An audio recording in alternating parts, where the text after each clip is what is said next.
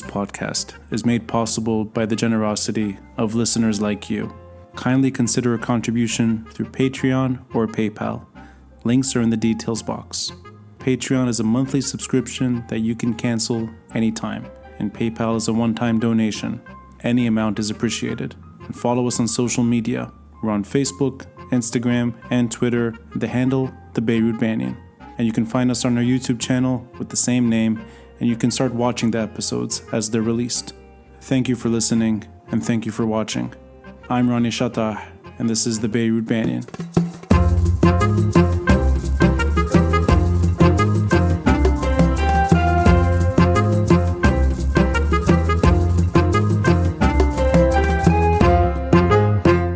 Any opportunity for me to talk to you is a privilege. Our friendship is so deep that we've only seen each other, I think, twice the last 15 years. But we did speak on the podcast half a year ago. We had a great exchange. We do message each other from time to time, and they're usually like sincere compliments that we send each other. You're usually a lot nicer than I am. Ana shway jahish, into you're very polite and kind and decent.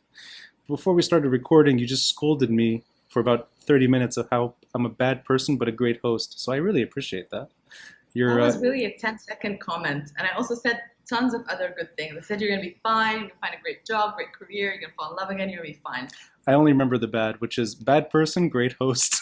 I said better host than friend.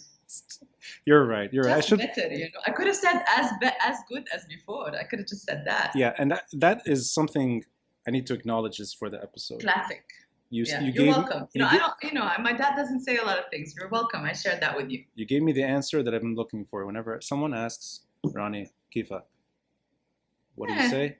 As good as before. Because you don't want to be a downer and be like, oh, everything's horrible. It's like, as good as before. As good as before. So I owe that to you. Now our friendship is like, we're good. We're back. Yeah, I'm still waiting for you to teach me something, but smash it hal. You're welcome. I don't think I've learned anything from you, but that's okay. That's okay. Let's say this is like. That's you just said thank you for sharing that comment. That's true. That's true. You know what? We should leave this to the pre-recording. I think it's like destiny that we're going to. I like the friction. I like the friction. I don't know how long I'll have lights. Let's record. With that perfect segue, thank you once again for joining the episode. I'm glad you've come with your preferred beverage. I have my iced coffee. You have your iced mabarif. And we're going to talk about many things that I think resonate with both of us. And something that's worth noting before we started recording, you asked how we met, and I kind of just remembered recently, so I'll be fair. We met at AUB, not in a class. Not, I don't think we were, I think I'm a little older than you, actually. I may be older than you, but you're quite a bit older, but that's okay. I'm 39. Quite a bit older. Give me a break. I'm 35. A little older. Hey, that's almost 5 years. Okay, we're both not expiring anytime soon. That said, I vividly remember our first encounter, and it was one that you taught me the way of activism. And I'll explain. I don't know if you'll remember this. This is going back to 2000 and might be 2007. So this is a year after the summer war. There's a lot of activism happening throughout Beirut. And there were human chain events happening around the Barakat building in Sodeko. And people were seeing each other in that way, and you literally took me, and you said, you, come. You took me, and I don't remember how. Maybe we were in the same car, or maybe different cars. I really don't remember. But you took me to an event, and it was in Ashrafiyeh. And for the life of me, I can't remember the name of it or the exact topic, but I, for some reason, was sitting at the main table. You're to my left. Gilbert Doumet is to my right. And suddenly I'm like attending the Future of Lebanon panel, right? And I should not have been there. And people are looking at me, they're like, who the hell are you? And I'm looking at them, I'm like, I don't know, who the hell are you?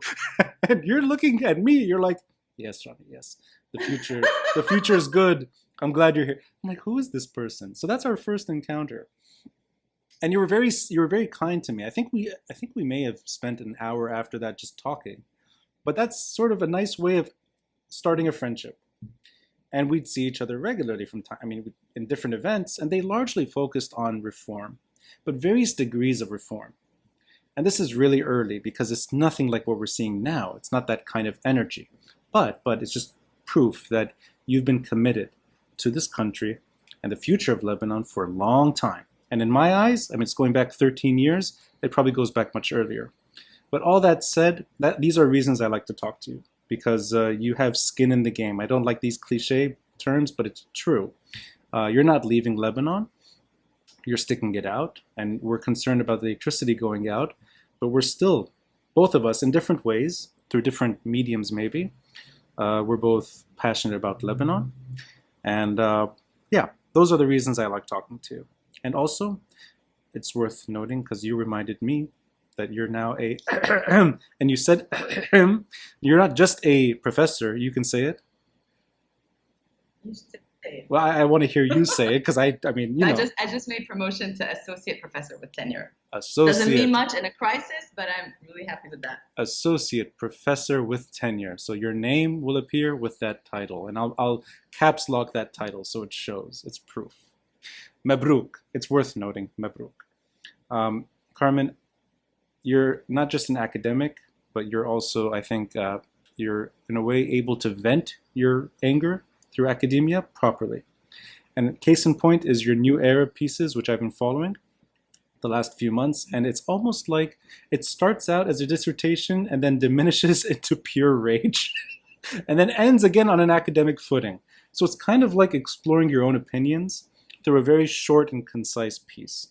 We're going to get into a lot of this, but before all of that, I know life is difficult right now in Lebanon.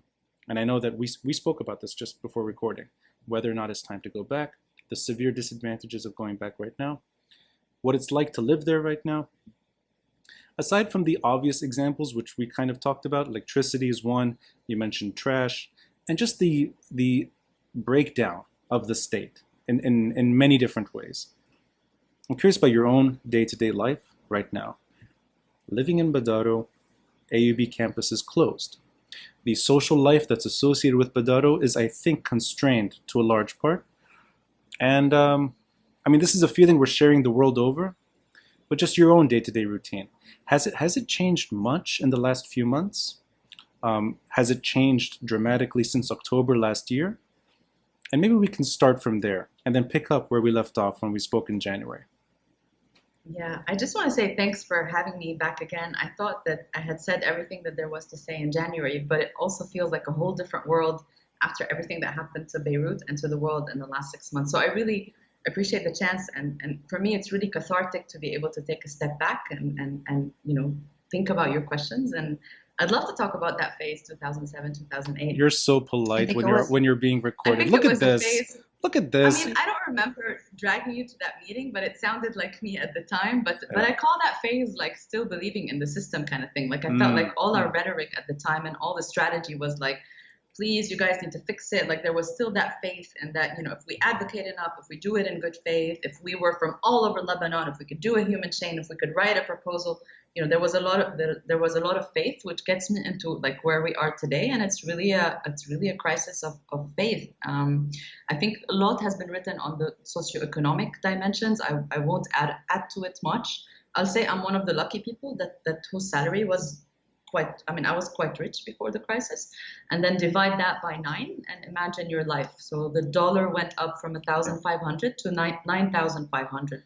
So literally, if you're comfortable, and probably your listeners are comfortable, or have jobs that they like and that secure a good living, you divide that by 9. So, but I'll not talk only about that there's no electricity and the fact that 5 years later, after the protests around the garbage, there's still garbage in the streets. Yeah. It's terrible. I'll also talk about that feeling of feeling really locked. You said I'm staying here, and I am staying here, but it almost doesn't make a lot of sense because your day-to-day has changed, not only in terms of what you can afford. We can't leave the country. Schengen states won't take us. No, nobody will take us. that's fine, but it's also a lot of self-censorship. It's a lot of fear. It's a lot of young people getting arrested over Twitter posts. Yeah. It's a lot of concern over people that can be either character assassinated or physically hurt over the revolution. And it's really a time to lay low. I feel like it's not a time to build, and it's sad and difficult and destitute. I'll start with that. No, I appreciate the initial bleakness because I think it's ill-advised, I think, to be naive and optimistic given what's happening. So I appreciate that. It is a bleak assessment. But that said, this determination, and I want to start with this because that's how I know you. You're not new to this world. I mean, you've been pushing through this mess for a long time. It's your professional life. It's also your adult life. So that, in that sense, what keeps you committed right now beyond the visa restrictions, which are obvious, but if you really did try, I think you could find a job abroad. And you probably could find a career abroad if you really wanted to.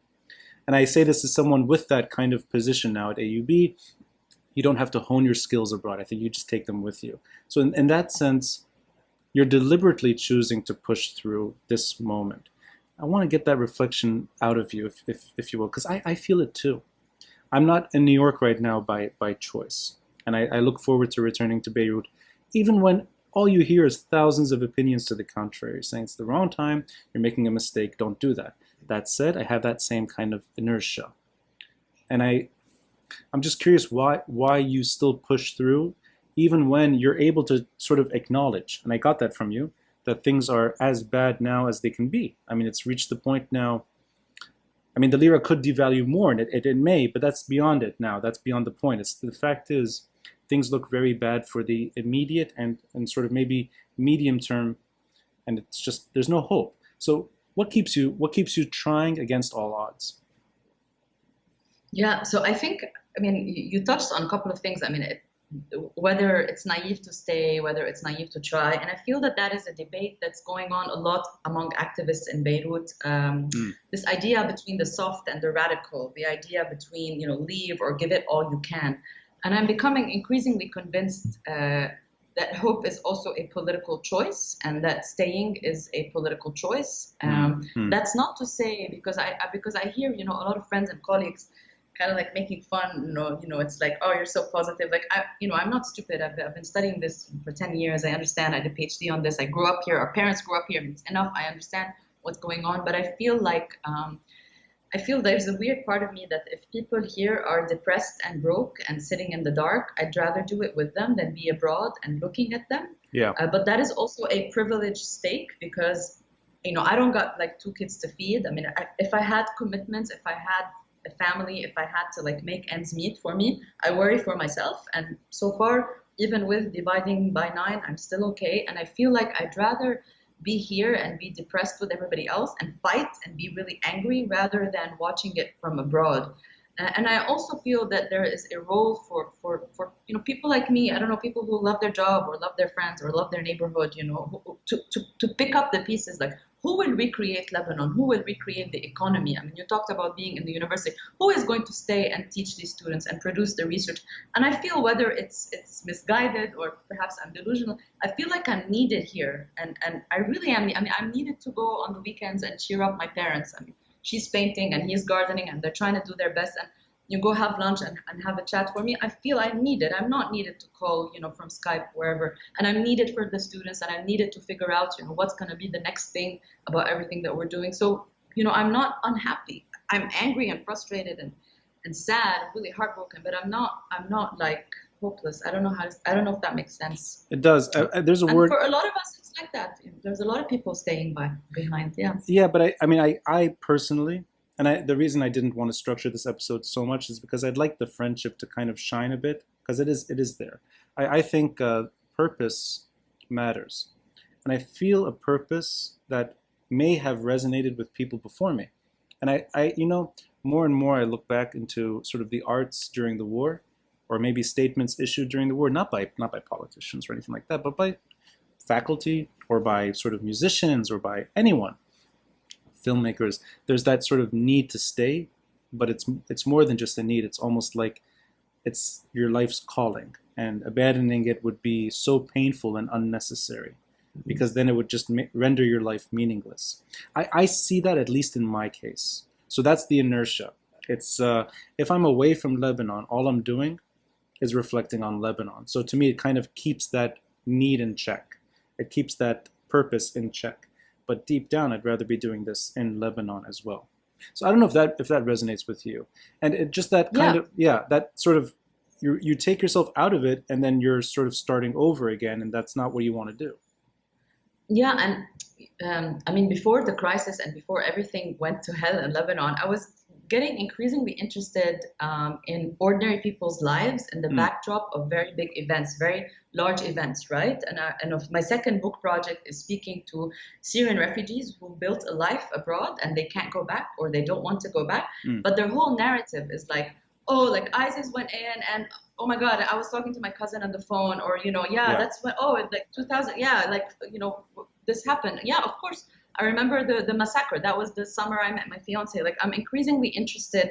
And this is how our grandparents speak, right? I mean, you talk to anybody in Lebanon above 50, they will recall, major catastrophes, wars, civil strife, but life kind of continued. So I was starting to get like intellectually interested in ordinary people's lives at the backdrop and making that political, because the choice to love and to marry and to stay and to have kids in the war. We were born in the war. Every time I'd see my mom, I'm like, how could you have 3 kids in a catastrophe? I mean, the salaries in the late 80s were much worse than now. I mean, my dad woke up and whatever they had like $100, right?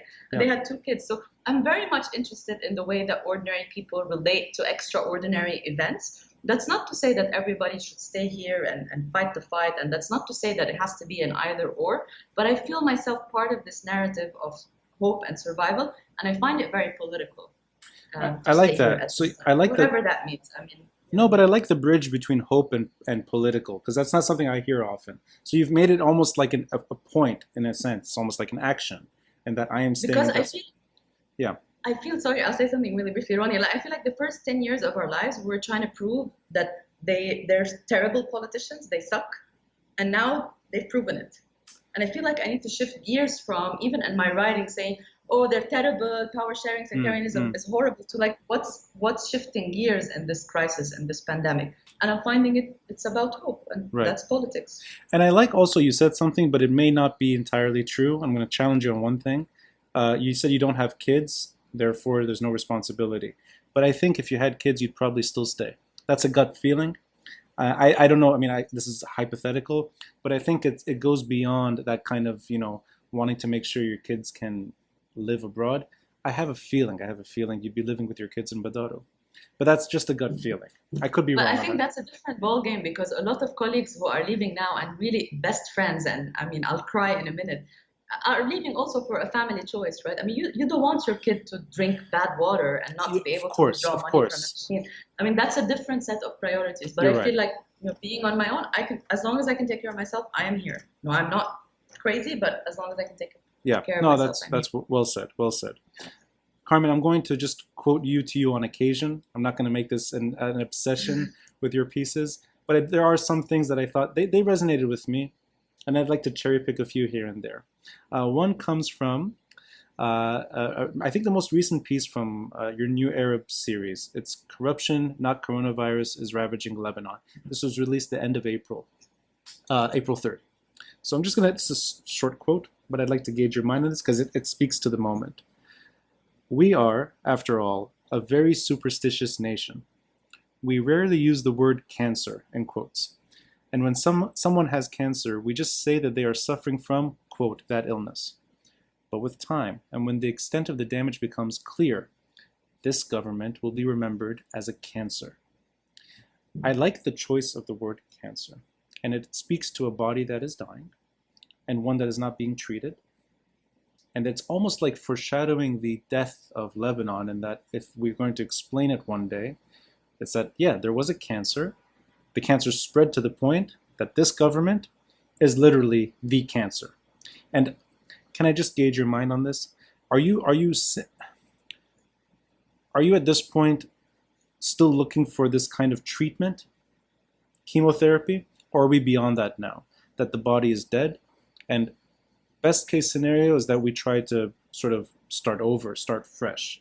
And this goes back to the passions of 13 years ago, the last 10 years. Is reform now sort of out of the realm? And it's just now, it's really about starting over. Because that word cancer, I think it offers two choices, depending at its stage. One is that we can still find a way to live. That looks less and less likely. The other one is the patient will die and a new country and something new will be born in the process. Actually, the inspiration for the piece and for the sentence was like how smiley they were when the coronavirus occurred. Like I felt this government came obviously to stifle the revolution, to say, you know, nothing can happen if we don't bring it. And it's a March 8th government. Everybody knows this, Hezbollah back. But I felt like they were like happy. I mean, they were smirking. They're like, we have decided that you should all shut down your houses and we're going to save it. So like the inspiration from that was the superstition of Lebanese and of Arabs. Like, ما بنجيب سيرتها. We don't even mention that era. Like that era was the cancer era. And no, I don't think that there is any hope for reform. I don't only say this. Everybody says this. 5-year-old kid, 95-year-old man, but also a lot of donors and people, you know, academics, technical assistants, people, whatever you want to call them, who've been watching this for a very long time. And they would tell you that, you know, 2 years ago, 3 years ago, definitely 10 years ago, 13 years ago, at least politicians paid lip service for small technical things like e-government and municipal reform, all of that. There was at least that kind of, women's rights, blah, blah. And now there's none of that. So I think we have to start over. And I think in a very, you know, sort of abstract way, that is where the politics of hope and staying like plays in. How do we start over? And the whole world is having this conversation. The problem in Lebanon that it's exacerbated by multiple crises. But if you follow any conversation in the world, the crisis of the university is everywhere. What do we teach people? Where is public health in the narrative? You know, what kind of government? Trump wants to postpone the American elections. I mean, Ahlin, right? I mean, so I feel like in a way, like what we're living is much more intense and more horrible, but it's not like we're disconnected from a global thinking about this can't be fixed. We have to start over. I don't know what that means, but that's how it feels in Beirut.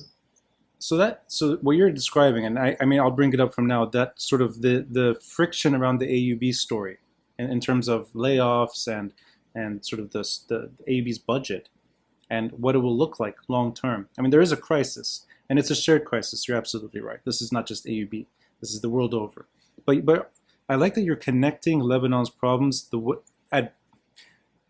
way they are connected to other problems. And that kind of touches on an earlier piece that you shared in the New Arab. It's Beirut under quarantine, why decades of unshackled neoliberalism left Lebanon in extreme danger from coronavirus.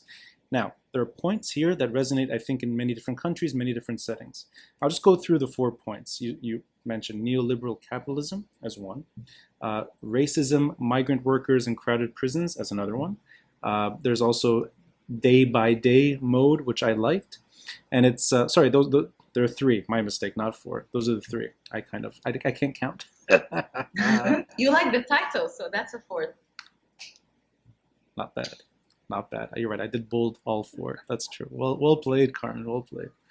But these are issues that make it in any setting. And the Lebanese one seems one of extreme, rather than sort of one that can be managed, given COVID-19 and given what we're going through. I just want to go in them as much as possible without sort of going too deep into each one. Just sort of like a reflection on what exactly you mean by neoliberal capitalism, at least in the Lebanese experience.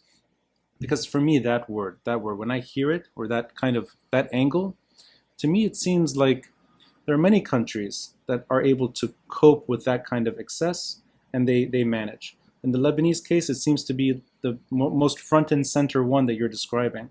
So what is it about neoliberal capitalism right now that prevents that much needed reform from happening? Without getting into necessarily the names or even the political parties, not that, just the general framework. Because many countries will usher through this moment. Why is Lebanon paying the ultimate price for that factor? I mean, this can also be a very long conversation, but I'll be really brief. Is that because the countries that you mentioned have a minimum safety net and a minimum welfare? The problem with neoliberal capitalism is that after the Civil War, a bunch of men that led the war went down from their tanks, put on their suits, and decided that they're in it to divide the spoils of the state, and projects, you know, that were funded and infrastructure budget was what kept them together. And the average person can't go and buy medicine. That is the problem. And the article is about why we don't have enough hospital beds. And it's not because we're poor. It's not because we can't. It's because the mode of governance married neoliberal capitalism with sectarianism. And I think that now there's a lot also coming out about Iraq and the crisis. So it's the Yes. marriage of that. I hear you well. It's not only the economic system, the capitalist system in the world, but people are still able to access a minimum. So Yeah, that's right. the crux of it. Oh, Yeah. so it's the blending of the sectarianism post-war Yeah. environment. I see. Okay.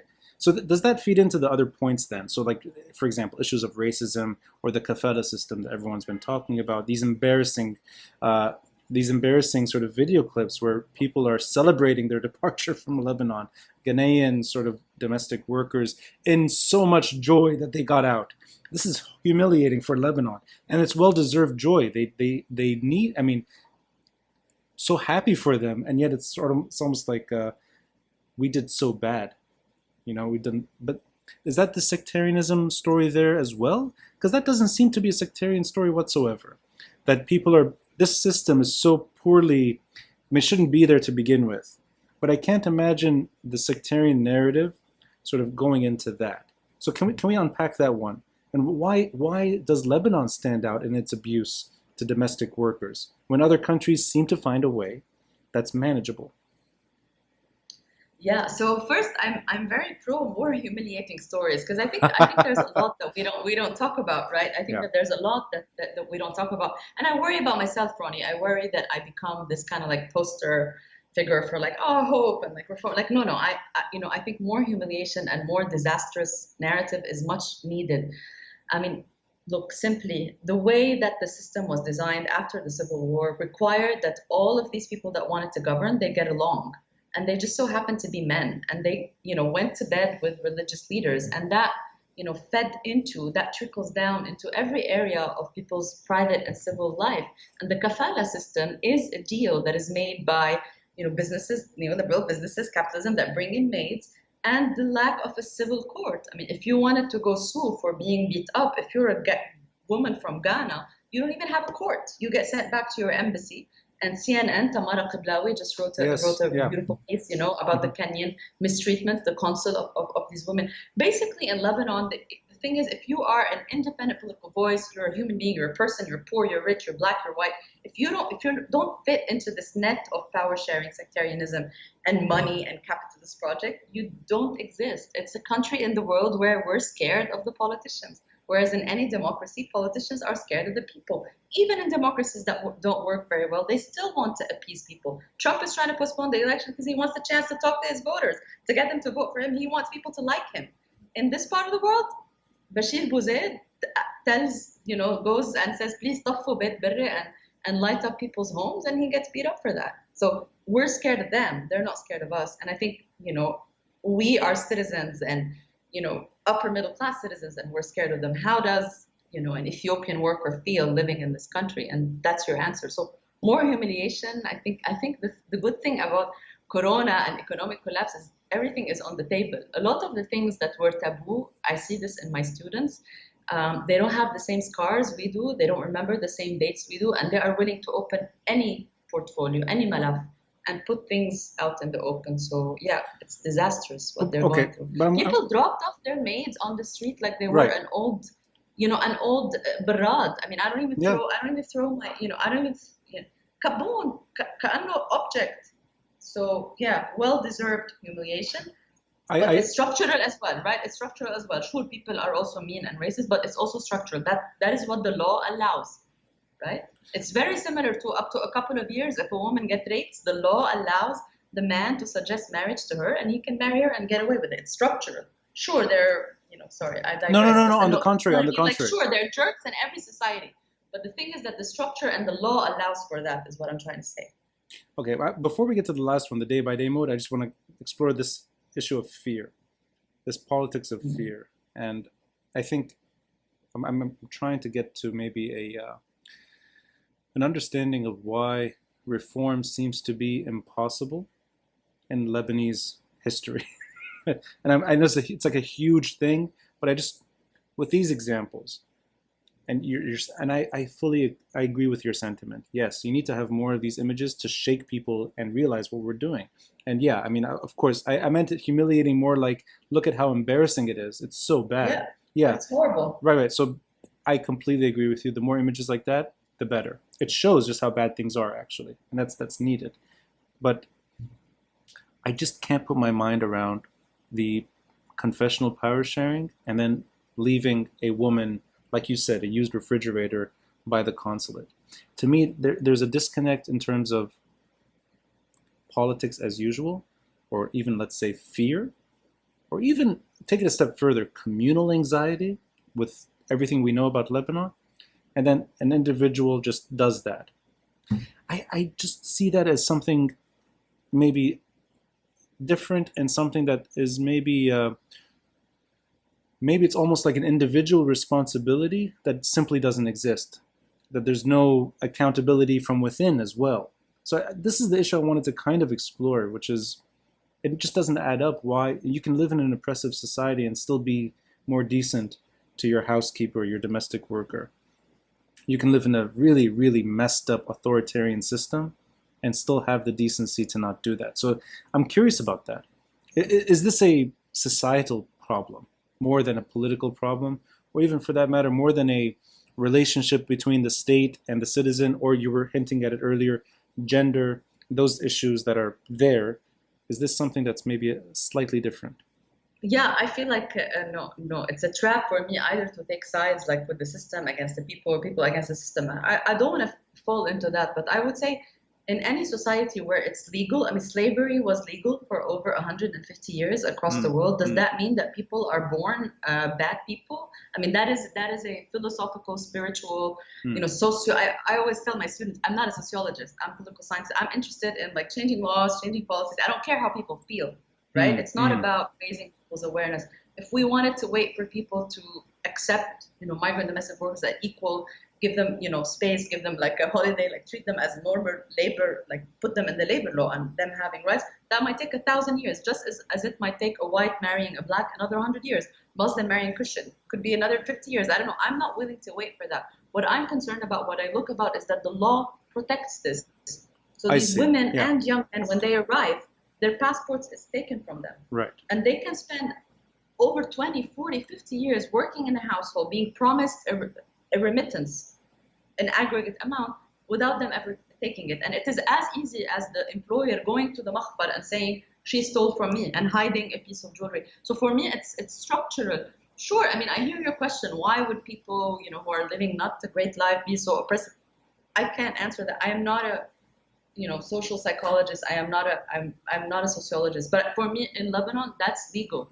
That is legal. Like honor crimes in Jordan, that is legal. Like slavery in America, that's their right. The employer, it's in their right to send them back, to throw them back. They're brought in. They can't even read the contract. The contract is in Arabic. They don't even know what they're signing. 18-year-olds, 20-year-olds, 30-year-olds promised a life. So for me, it's structural and yeah, I mean. No, but I appreciate that. It's a double-edged sword. Because even when the law is applied in Lebanon, and it rarely is, but when it is, it's one of abuse. It's bad. Yeah. So it's not like, I mean, we're more familiar with laws that are excused or laws that are sort of ignored. In this case, this is a law that allows the worst instincts of people to sort of to be applied, and there's no consequence. So I appreciate that. But that goes more into the fact that the Lebanese state doesn't exist. Or if it does exist, it's one that is sort of abusing rather than delivering services. In that sense, and I'm going to now go to the last point, the day-by-day mode, which I like, because that's the one I'm most familiar with. The sort of ability to maneuver any crisis, and it's beyond the state. It's almost like citizen initiative. And you mentioned this in several pieces, that good for Lebanon in terms of COVID-19 and the reaction, that there's almost like well-earned praise there, that they didn't wait for the Minister of Health or the Ministry of Health to deliver stages and phases and all that. No, citizen action, and did it quite effectively, at least at the start. And there's been many examples like this over the years. Lebanese take matters into their own hands, and they survive that way, and they're effective. But that also points at how just poorly performing the state is today. And you're saying reform is sort of beyond now. We can't, it's too late for that. Looking at something new. That thing that is supposed to emerge, and going back to all these activities, these panels, these grassroots ideas, everything. is this something we will live long enough to actually see take hold in Lebanon? Because I sense from now, going back to October, and we're going to eventually approach the 1-year marker, that things are not going to improve anytime soon. That we're looking at the long haul now. Are these aspirations maybe for the next generation, not for ours? Meaning that all we can do now is try to set the stage. And if it takes hold, great. If it doesn't, it's just a case study of why this model of governance simply should never be applied again in human history. Look at the consequences and look at what it delivers. It delivers a country that gradually failed and died over time. So this is maybe more existential. But are you now in it to maybe try to set that stage? Or do you still have hope that there is room for improvement in the near term? Because I don't see it personally. But you're someone, you described yourself as someone who's a little more hopeful. So is there hope in that mix? You didn't say it would be this hard to try to answer the questions. Sorry. It is very existential. You had 3 glasses of wine last episode. It seemed to go. It was easier. It was a lot easier. Get another gin and tonic, whatever's in your cup. You're gonna have to pause the recording. I can pause. Actually, you know what? It'd be nice. Do you want to do it? No, I'm. Do you want? I'm happy to do. Yeah, go get one. Right. You're drinking iced tea. You're drinking iced tea. It's not fair. And asking difficult questions. Iced coffee. Iced coffee, even worse. No, look, it is very existential. I don't know how to answer this. I think a lot about time, and I think about what our parents thought when they were younger.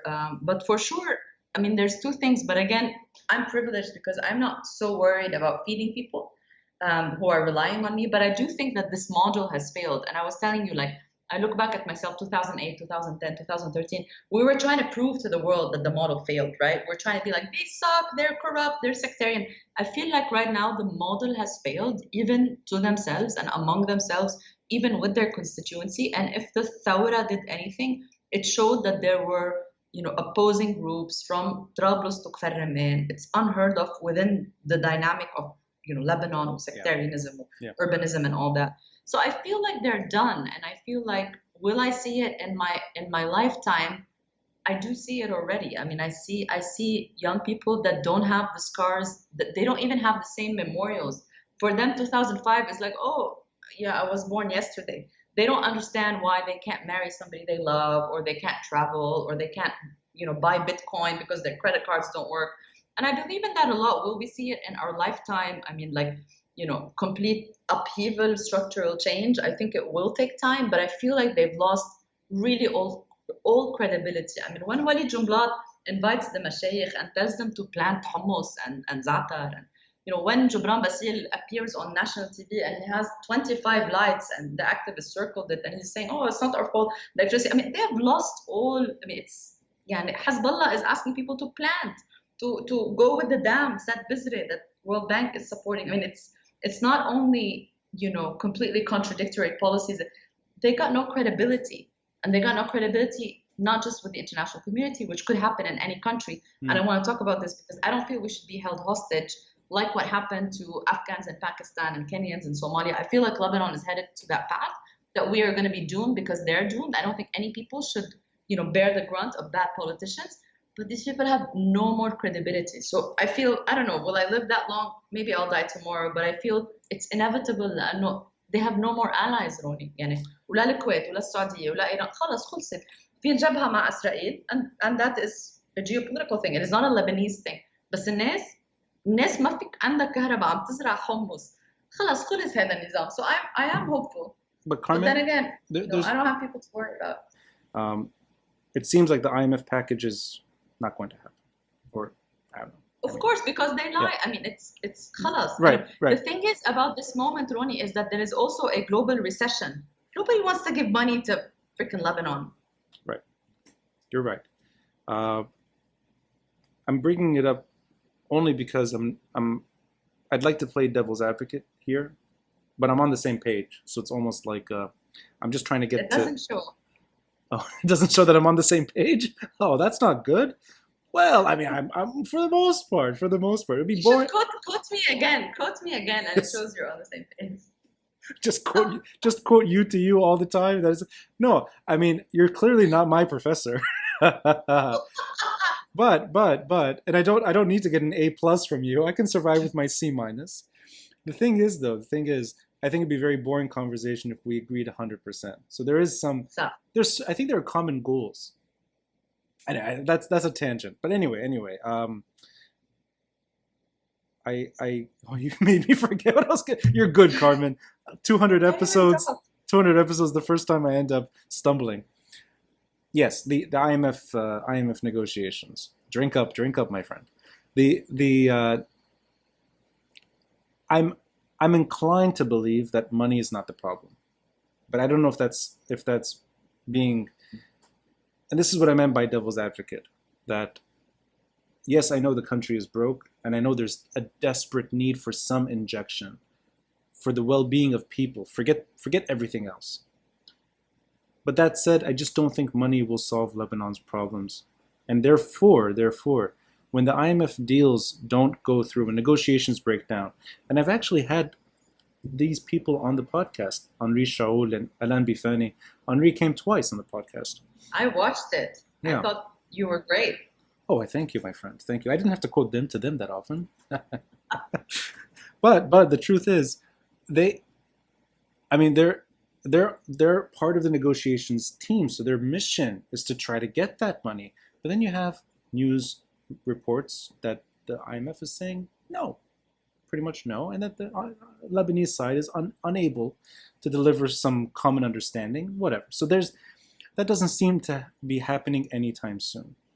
But I also feel that this might be a good thing, that it just forces the worst components of Lebanese politics to hopefully fade away. Hopefully. Do you share that sentiment? That without the IMF stepping in, it may actually have an unintended benefit, at least when it comes to the things we're talking about. That this is potentially a way to force reform from within. And I say this as somebody who's fairly amateur on the economics issue and the finances. But I'm seeing it more as if there is going to be reform, regardless of whether it's too late, but if we're going to still have that hope for some kind of reform, this may be an effective tool. Not to use against people, but in a sense, it's almost like saying, no, these politicians cannot count on us. Deal with your citizens and deal with the burden.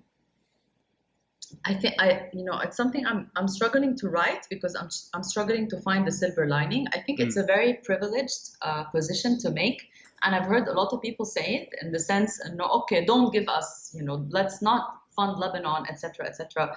Let's take the risk and let's shame these politicians. But that is exactly what was the tipping point for a lot of nations that were taken hostage by very bad politicians. Afghanistan, right. Yeah. Somalia. Okay, Syria, that was the case in Syria. Sure, I mean, let's put them on a no-fly zone. No people should have to pay the price for bad politicians who weren't voted in a fair and transparent manner. So I am okay with saying, sure, IMF deal doesn't go through because politicians don't seem to have the competence. I am the first one to say that this government and everybody in it is not competent. But this privileged position to say, yeah, okay, withdraw.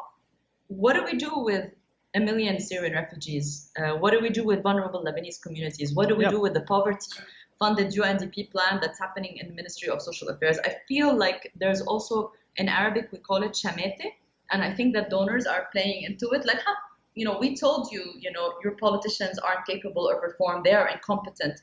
Yeah, true, but you've also given them technical assistance for 30 years. So I am yet to develop a crystal clear position on this, but I think withdrawing from a nation and making people pay for the mistakes of politicians shouldn't be happening, but that's exactly what happens always, all the time in history. So there is, the silver lining is there is maybe some benefit here. Maybe. To shame them at the expense of people who need the aid. Right. But more than that, it doesn't translate into anything positive. It's more just a humiliation of the regime. And because I'm trying to see whether or not this could actually affect local change. Beyond, it's very good because Yeah, it's very good because I'll tell you, I mean, you talked about 2007, 2008, 2012. The problem with the international community is that they were very much supporting at least one side or both sides of Lebanon. And it's a good thing that they withdraw the support and they say that they are incompetent. Right, But the right, right. cost of that might be for a lot of NGOs that do well, a lot of NGOs that are working on, mental health and people's food and all of that. And I think the cost of that is to go through 10 years of poverty. And I don't think that's a fair bargain to make, to Right, I shame see. them at the expense of international community withdrawing is what I'm saying. So the bargain may not be fair, but that is the silver Right. lining at the end of the day is that there is some humiliation. Sure. But For those of us who can afford it. right. Okay, well said. Yeah, I like that perspective actually, because that is, if you end up writing this piece, I think that kind of expresses both sides in a way that it justifies feeling that kind of it's an embarrassment and therefore there are consequences to them, but also it shows that there's a desperation at play and people should not be played with in that sense. It's a hard conversation to have because you Yeah, want to champion national sovereignty. You don't want to say that reform needs to be dictated from abroad. At the same time, you at the local level have now no power to impose reform. So right, what exactly are we asking for? That we right. want the EU to interfere? Of course not. But at the same time, the fact that the EU withdraws, you know what that means? Like for tons of NGOs, for tons of people waiting for water, waiting for freaking vaccines. That is a very scholarly opinion to have. Right. But I'm not waiting for Ministry of Social Affairs to distribute, food and water, right? Yeah. No, well said. Carmen, there's two more points I want to get into. And the first is I'm curious about your own relationship uh, to AUB and your parents' relationship to AUB and maybe some conversations you've had over the years, as much as you'd like to share. Um, you seem, from my understanding and reading you, carefully reading you, over and over and over, tattooing your quotes on Apparently so. at night, sort of re, memorizing what you've said and kind of saying it to myself and speaking to the walls. And I have posters of you all over the place, and the Not of usual. me, of my articles. That's fine. But you told me to worship you first, and then the articles. I misunderstood. I mean, well, okay. I'll keep putting the candle below your photo. Anyway, but I'm trying, Carmen. I'm trying. If this is what it takes to be your friend, this sucks. Of course. I mean, I said you're a better host than a friend, but that was Fair enough. just, Fair enough. it's public. I hope by the end of this, Go ahead. I hope. About the EU. Yeah, yeah. That it seems to me that your confessional power sharing is there's not one bone within you in terms of sectarianism or this structure Lebanon has sort of inherited and kept for a long time. So I get the feeling, I think I'm right in this, that you don't have any inkling towards communal power sharing as a form of governance. You may be open to kind of a senate or maybe like a preservation of communities in a symbolic way, but in terms of pure politics, you don't want to see quotas, you don't want to see that kind of thing that Lebanon is famous for. And I share the same aspiration. So I hope I have that right. After knowing you Well, for we some said we're time, not going to agree, but it's great well, that you agree. yeah, I mean, this is a bit offhand, but I think the Senate does solve a lot of those problems, and the Senate never came to be. But it seems like it's not rocket science here, how to preserve communal tensions, whatever they are now, and also let politics play its role in a healthy way rather than a detrimental way. So that's one thing. Do you sense the Civil War years and your parents and your relationship to them and their memories of the Civil War? Do you sense that back then, in the most difficult times in Lebanon's history, the city's divided, the country's divided, there's stretches of no electricity, no one's collecting the trash, they're throwing it into the sea. So there are worse phases in recent memory. Do you sense that they had the same feeling, that they were ready to abandon this kind of model? Or do you think it mattered more to them back then, that they didn't see the model as a problem per se, that they were able to maybe blame certain things, maybe about the model, or maybe even certain players at different stages, but that power sharing, the way we understand it, wasn't an issue to them? I'm going back now maybe to the 1980s, darker years in Lebanese history. Do you sense from them that they had that kind of belief that a civil state or a secular state or whatever you want to call it would better replace what we have? Or is there a disconnect between you and that generation?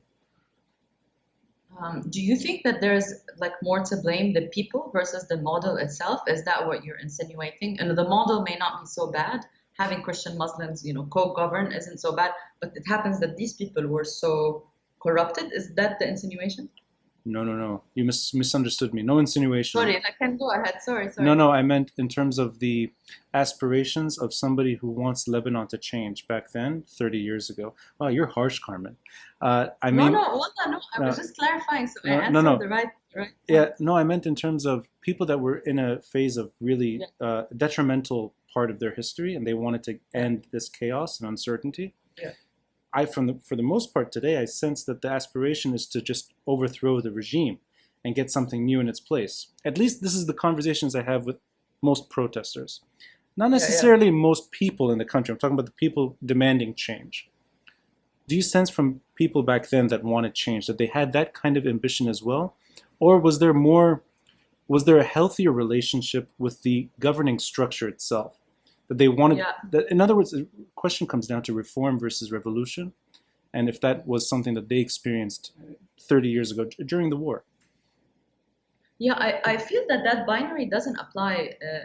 I thought about it for a very long time. Here's what I think, and I might be wrong. A lot of people won't like this. I feel like the key to change is actually within our system, but we didn't apply it. And I talk to a lot of people outside Lebanon very often. So what's the problem? I said we need to implement the constitution for a while, for like 4 years. And then we need to actually have elections outside. We actually need the rule of law. And that's very, very different than what happened in the Arab uprisings in terms of toppling the regime and toppling the dictator. I might be wrong. I've thought about this. I've criticized people who ran for elections. Today, I think the only way for a peaceful transition into like power for these people to give up is actually to have a broad-based coalition of people that will win the elections, that will vote for a government that will then enact the Senate. I think that what we want is an implementation of a system. We don't have a system. But I guess maybe I'm asking you the wrong way. Do you think that was a shared sentiment even with earlier generations, that they wanted that at the end of the day? They wanted a system that works? Because it's the demands are so basic at this point, so low.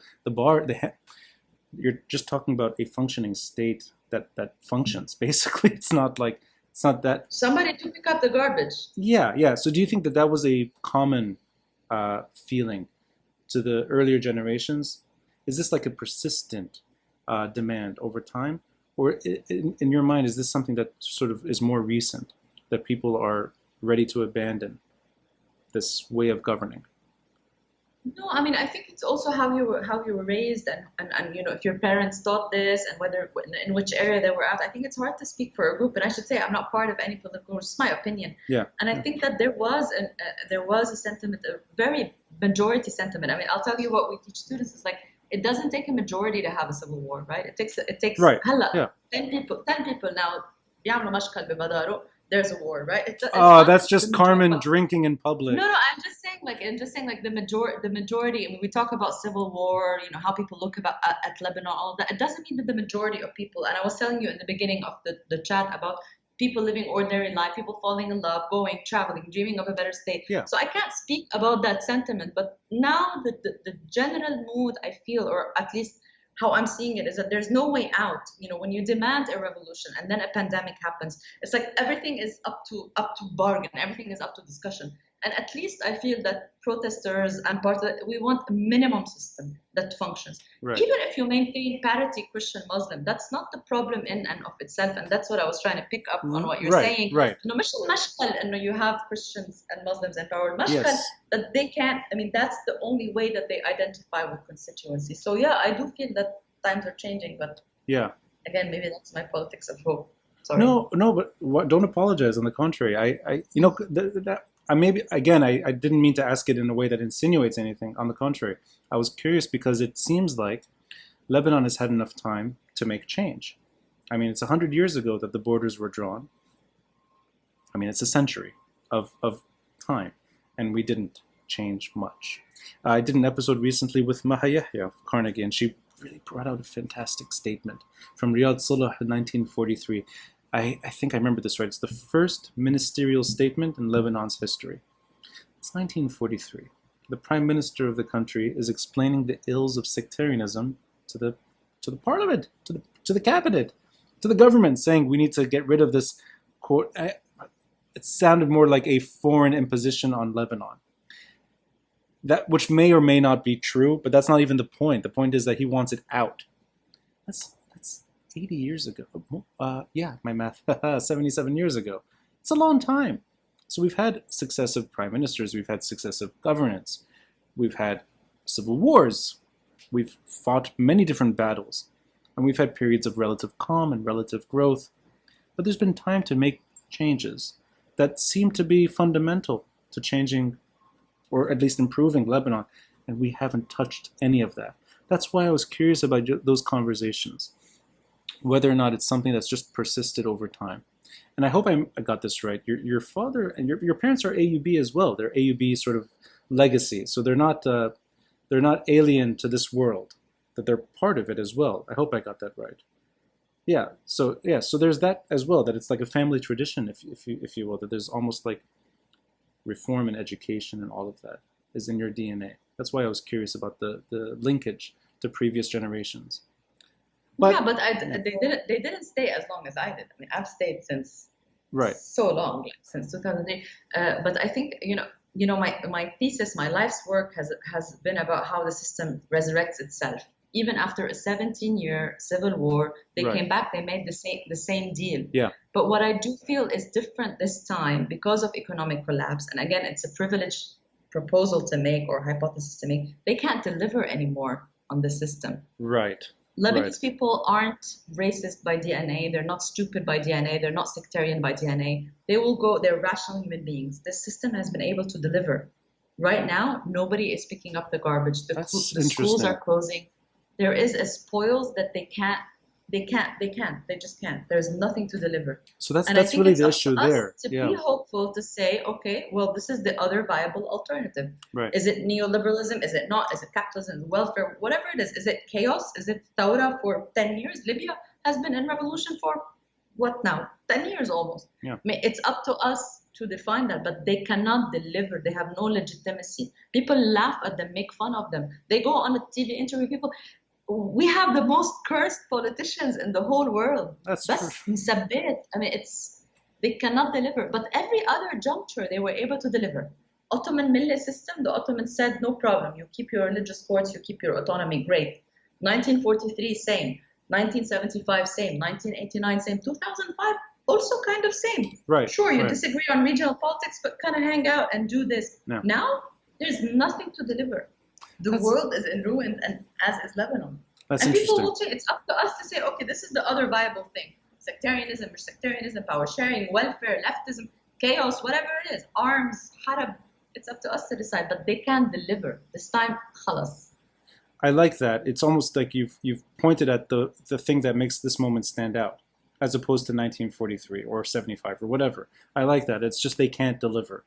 That they were able to deliver to a point and satisfy some needs of the population at any given moment, and now they can't. Did you hear any country where the IMF pulled out? The IMF's interest is to invest in countries like Lebanon. Actually, that's a good question. I don't know if this has ever happened with the IMF, this repeated. I'm guessing it's not unique to Lebanon. There must have been some problems before. But I mean, yeah, this level of public sort of embarrassment, if you will, I don't remember any story like this one, where the IMF seems to be on the side of like, it's almost like the IMF is the French foreign minister came and they were like, oh, why didn't you call us? I mean, it's over. So delivery they cannot cash on this one. So that they were able to provide some services in the past, and now they simply cannot provide anything, is what makes this moment stand out. And because of that consequence, people's patience is over, and whatever comes in its place will have to be by default something that delivers. It may be in the short term an uglier situation. It may be harder on everyone, but that delivery will have to be part of it. Otherwise, there's nothing. I mean, it's just sort of chaos and an ungovernable situation. No, I like that you kind of narrowed it down there. I'm curious about your own relationship right now to your students at AUB. You're somebody that's been lecturing, I guess, on Zoom or online courses, I'm guessing. Do you sense that this whole year has been so messy from the October uprising to COVID and now, and I guess fall semester is going to be mostly online, if I'm not mistaken, or there are going to be a lot of courses online as well. Do you sense that your impact remains consistent despite all the chaos? So do you still have that kind of ability to express your passion, your purpose through your courses, given all that's happening, that maybe the connectivity that we kind of talked about earlier, that you're still able to gauge and provide that side of professor relationship to your students? Or do you see this as kind of a really big sort of hurdle that you need physical contact at the end of the day, that this only offers so much? Because you're one of the few professors I know, associate professor with tenure, that has pulled through and is still hopeful despite everything. So just that kind of, has your relationship taken any sort of toll in terms of just relationship with your students? Look, I never said I have an impact on them. I think AUB and the students have an impact on me. I mean, I don't want to be, right now, I mean, the institution just fired 850 people. Yeah. A lot of people are really, really upset. It was very difficult to see, the army staged outside. It's me who has to explain this to the students in 4 weeks. There's a lot that we do that isn't perfect, that I like. It's a big institution, big bureaucracy. Yeah. I never said that I feel I have an impact on the students. I feel that they have an impact on me. I love the space. We grew up there. I feel like, and this is my own little glitch, I feel like I'm not going to stay in Lebanon if I'm not staying at AUB. And I'm not saying this to say I love the university because, the missionaries, did it in 1800s. I'm not trying to praise, this administration or that. But for me, really, the space to think critically about all of these things, to think about gender issues really critically, to make friends and meet friends from everywhere and nowhere, I'm really staying because of that. I don't imagine myself having a 9-to-5 job, even if the economy was normal. Yeah. So I'm really staying because of that. I feel that the students have impact on me. We had an incredible year. I mean, the semester started in September and October. We issued a statement. We said that the classes have moved into the streets, and the streets are now the classes, and the students are our teachers. And we just completely opened it up. And, when I saw what was happening with Black Lives Matter, a lot of colleagues in the US, like, how did you do it? And, catering to multiple audiences. So it inspires me, and it gives me something to think about. I feel we're at the intersection of rethinking everything. What do you teach? How do you teach? Perhaps everybody should study agriculture. I don't know. But I feel really excited to wake up every day, and I feel that I belong. That's not to say that everything that happens is perfect. And I don't know if I inspire the students, but they inspire me. And I wouldn't be in Lebanon if it weren't for that, frankly. No, but I'm glad you're kind of also admitting something. Man. This is a healthy admission. I think also, AUB is fundamental to my life. I don't teach there. I was a student there. But I consider it as Beirut is not Beirut without AUB. And in your case, maybe your career is not a career without AUB too. So it's almost it's not. We were talking about this before the episode. I could work anywhere, but I feel really a lot of meaning doing this here. And as far as it's on its 2 feet, I want to be part of the story. That's not to say, everything that happens. And the students are incredible. You need to ponder on this. They don't have the same scars. They don't have the same memories. Right, exactly. And they're able to talk about money and love and travel and politics and war in a very, very different manner. Yeah. For me, that is the hope. Well said, Carmen. So, I appreciate your time. I want to catch up with you later. We'll give it some time. I enjoy these conversations with you. I think you do provide some insight to your students. I think you provide insight to me. You're younger than me.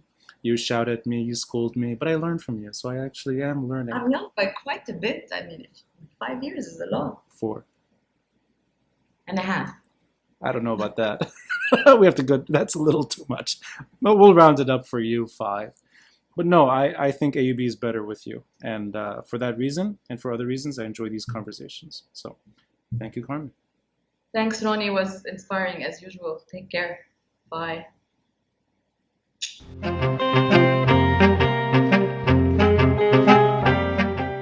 Thanks for listening. And a friendly reminder to help support this podcast by contributing through Patreon or PayPal. All links are in the details box below. Until next time, I'm Ronnie Shatah, and this is the Beirut Banyan.